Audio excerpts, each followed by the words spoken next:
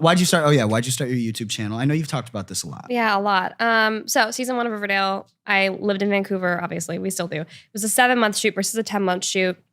I was living with Lily at the time, and on like weekends off, I wouldn't usually roommates. I wouldn't usually fly. Oh, hello. I wouldn't usually fly back to LA. I was like very much. I had this idea that if I was on the show, I had to be there 24/7, even if I wasn't shooting it. Just because I was like, I really wanted to kill it.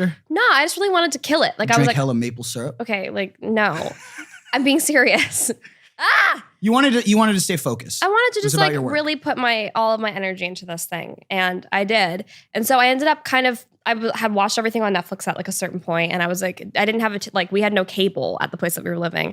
It was very much just, the two of us in a place, and we'd hang out and we'd watch movies or whatever. But then when I would go into my cave, is what she would call it, and that's when I discovered YouTube. I never was a huge YouTube fan before that, and then I would just go on the explore page and click on random videos, and it kind of got me through like the rain. It's very rainy in Vancouver. Yeah, and I can attest to that. Yeah, it's and I grew up in Washington State, so like I should in theory be used to that, but I've totally gotten used to LA sunshine, as you can see. Even like in the middle of December. Your hair looks better when the sun is radiating down upon it. That's exactly why I got used to it. You have a glow right now, like an essence. Thank you. I don't know if it's like the headphone shadow, but it looks like a halo. I think it's probably the headphone shadow. Anyways, whatever. I really got into YouTube during season 1. It kind of got me through a lot of the rain and just kind of being in my little cave.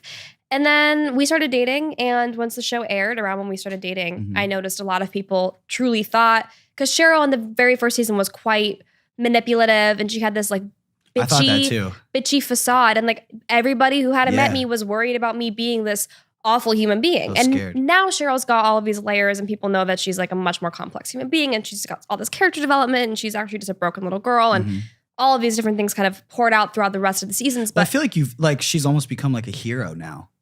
Sort of, yeah. I mean, like, look, what I love about her is that she can have like an episode where she's the hero, and then she can have an episode where she's coming in and being sassy. Like she's got dimension. Well, she's been everything. She's been a victim before. You know what I mean? She's been the victim, the villain, the hero, everything. Yeah. And that's what makes playing her so fun. But in the beginning, I was really afraid of fans thinking I was genuinely that person.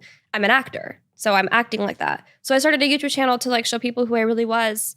And then it created such a good connection with my fans, and I didn't really want to stop doing it. I was only going to do a couple of videos at first, you know that. And then I was like, oh, I like. Well, now you're like an editing genius. I love editing. You literally you do everything. It's crazy to watch, and like people, I have people come to like, yo, who shoots your girlfriend's YouTube videos, and like who edits them? I'm like, she does. Yeah. She does literally. And you're like showing me how to do animations and like crazy things for your Christmas videos. I love that. Did you always want to like get into like editing and be more behind the scenes? No.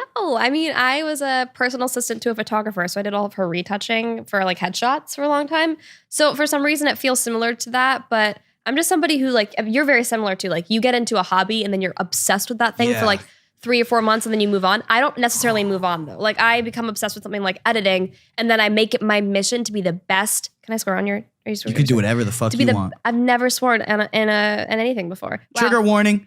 Oh my God, this is crazy, guys. First time you're ever gonna hear me say the F word. But I've never, I really put every effort to be the best fucking editor that I can be. Like that's what I'm doing now, is like I wanna be the best.